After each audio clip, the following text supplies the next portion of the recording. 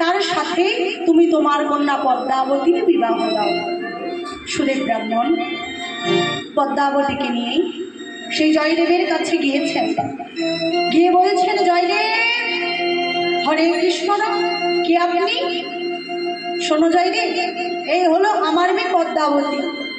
আমি জগন্নাথের কাছে আদেশ পেয়েছি আমার কন্যার সঙ্গে তোমার বিবাহের জন্য। আমি আমার কন্যাকে রেখে গেলাম। হরে কৃষ্ণ রাম, আমি তো আপনাকে চিনি না, আমি জানি না কি করে আপনার মেয়েকে আমি গ্রহণ করব। শোনো শোনো জয়দেব, আমি অত কিছু জানি না, আমি প্রভুর আদেশ পেয়েছি, আমি আমার কন্যাকে রেখে গেলাম। গ্রহণ করলে করো, না নয়তো ত্যাগ করবে করো।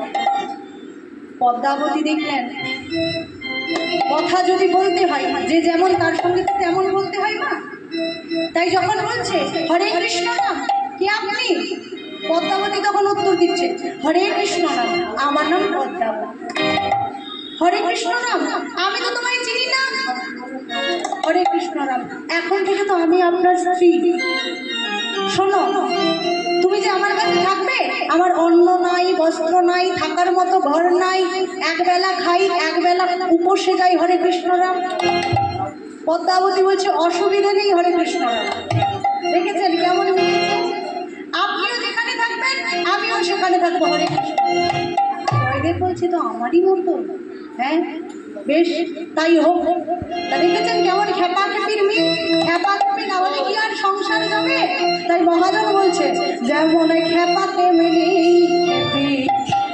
মিলেছে ভালো